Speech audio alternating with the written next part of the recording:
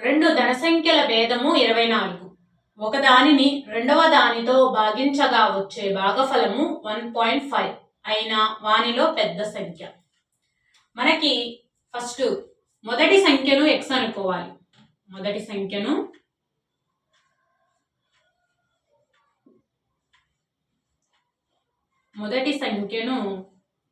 x అనుకోవాలి. రెండిటి భేదము 24 అని ఇచ్చారు. అంటే రెండిటి భేదము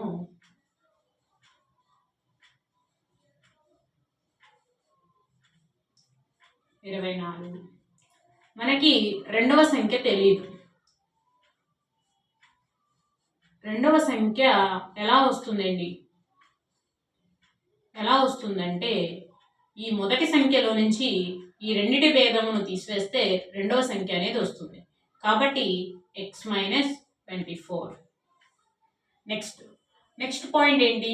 ఒక దానిని రెండవ దానితో భాగించగా, అంటే మొదటి సంఖ్యను రెండవ సంఖ్యతో భాగించగా, అంటే x - 24తో భాగించగా వచ్చే భాగఫలం ఎంత అన్నాడండి? 1.5 అన్నాడు. మనము x ఇటువైపు ఉంచి ఈ x - 24ను ఇటువైపు పంపిద్దాం. x = 1.5 into x - 24. x = 1.5 into x, 1.5x minus ఇక్కడ సమ్ చేద్దాం. 24 into 1.5. 5 4s 20. 5 రెళ్ళు 10 + 2 12.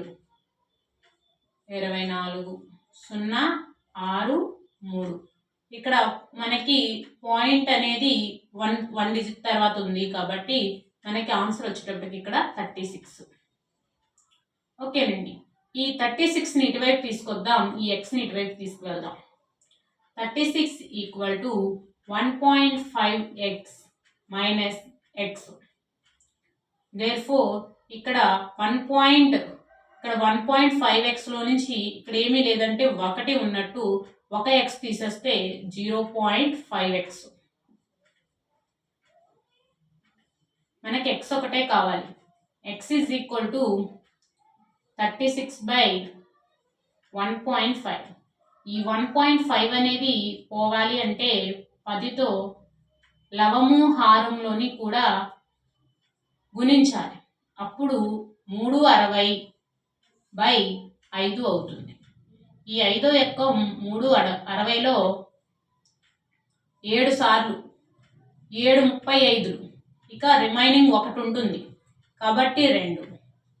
therefore మొదటి సంఖ్య అదే పెద్ద సంఖ్య 72 అవుతుంది. చిన్న సంఖ్య అంటే రెండవ సంఖ్య ఎంతో కూడా ఇక్కడ మనం చేద్దాం.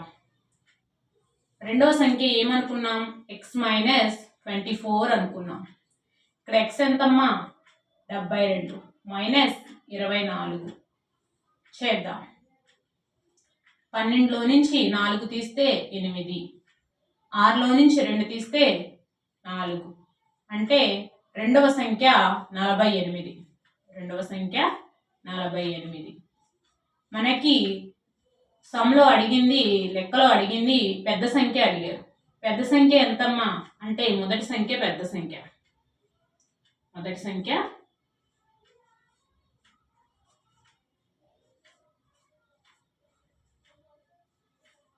సంఖ్య పెద్ద సంఖ్య 72.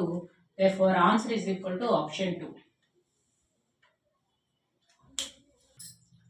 ఏ ఒక గడియారంను 12% లాభమునకు బికు అమ్మెను.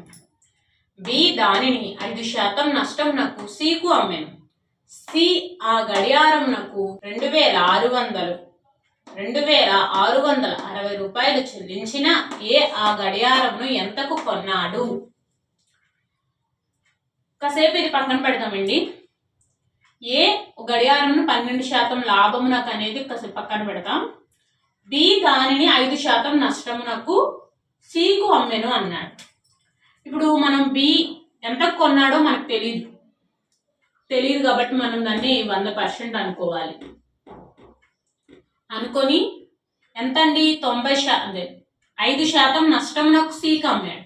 5% నష్టమునకు అంటే 95%. 95% నష్టమునకు సీకి అమ్మాడు. సీకు అమ్మిన వేల ఎంత అంటే ఇక్కడ మనకి 2660. ఓకేనా. 100% మనకు తెలియదు కాబట్టి ఇక్కడ కనుక్కుందాం. 95%కి 2660 రూపాయలు అయితే 100%కి ఎంతో తెలియదు, ఇంకా ఎక్కువే వస్తుంది కాబట్టి చిన్న ఫార్ములా ఎక్కువ బై తక్కువ ఇంటూ ఈ అమౌంట్ వేసుకుందాం. ఇక్కడ ఎక్కువ ఎంతండి 100. 100/95 ఇంటూ 2660. ఇక్కడ రెండిట్లో కూడా 5 క్యాన్సిల్ అయిపోతుంది. ఇక్కడ 20 సార్లు, ఇక్కడ 19 సార్లు. ఈ 19వ ఎక్కము ఇందులో 140 సార్లు క్యాన్సిల్ అవుతుంది. ఇక్కడ మనం కావాలితే చేద్దాం ఒకసారి. ఇక్కడ అనుకోండి 9 × 14 36, రిమైనింగ్ 3 4 5 6 7 19 6 6 1 చూశారు కదా 266. ఇక్కడ పక్కన 0 పెట్టాను కాబట్టి ఇక్కడ 140 అని వేసాను. ఓకేనా. ఇక్కడ మనకి రిమైనింగ్ మిగిలింది ఎంతండి 20 × 140 ఎంత 8 2 2800. అంటే మనకి ఇక్కడ బి కొన్న వెల అనేది మనకి వచ్చిందండి. ఇక్కడ బి కొన్న వెల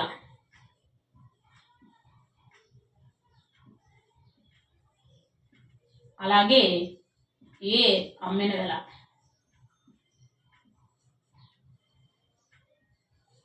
ఎంతండి 2800. ఇప్పుడు ఇక్కడికి వెళ్తాం. ఏ ఒక గడియారంను 12% లాభమునకు బీకు అమ్మాను. 12% అంటే 112. 112% 2800 అయితే మనకేం కనుక్కోమన్నాడండి. ఏ ఆ గడియారంను ఎంతకు కొన్నాడో తెలియదు కాబట్టి 100%లోనే 12% లాభానికే 2800 అయినప్పుడు 100% ఎంతో చూద్దాం. తక్కువే అవుతుంది కాబట్టి ఇక్కడ చిన్న ఫార్ములా ఏంటంటే తక్కువ బై ఎక్కువ ఇంటూ 2800. రెండో ఎక్కము ఇందులో 50 సార్లు, రెండో ఎక్కము ఇందులో 56 సార్లు. ఓకేనా. 28 రెళ్ళు 16 1 2 4 5. ఈ 28వ ఎక్కము ఇందులో 100 సార్లు, ఇందులో 2 సార్లు. ఈ రెండు 50లో 25 సార్లు. మనకి మిగిలినవి ఏంటంటే 25 × 100 అంటే 2500. ఏ ఆ గడియారంను ఎంత కొన్నాడంటే 2500 కొన్నాడు. Option 4 is right answer. ఓకేనండి. 3 రకాల నూనెలు 42 లీటర్లు, 28 లీటర్లు, 70 లీటర్లు ఉన్నాయి. ఈ మూడిటిని ఖచ్చితంగా కొలవడానికి కావలసిన కొలత పాత్ర యొక్క గరిష్ట ఘనపరిమాణం కనుగొనండి లీటర్లలో అన్నాడు. గరిష్ట ఘనపరిమాణం అంటే మనము గరిష్టం అనగానే గాసాబా కనుక్కోవాలండి. మనకి ఈ మూడిటి గాసాబా చూద్దాం. 42, 28, 70 ఈ మూడిటి గాసాబా ఫస్ట్ ఈ రెండిట్లకి చూద్దాం. 28, 42 ఒక్క 28 తీసివేద్దాం. 12లో నుంచి 8 తీస్తే 4, 3లో నుంచి 1 తీస్తే 1. ఈ 28 ఇక్కడ వెయ్యాలి. 14 రెళ్ళు 28. 42కు 28కి గాసాబా 14. ఇప్పుడు 42కి 28కి కట్టాం కదా, ఇప్పుడు 70 కూడా యాడ్ చేద్దామండి. 14 70. 5 సార్లు 70. చూద్దాం ఇక్కడ కావాలితే ఒకసారి. 14 × 5. 5 4 20. 2 5 1 1 5 1 5 6 7 70. చూసారు కదా. ఇప్పుడు therefore 42 28 70 గరిష్ట ఘనపరిమాణం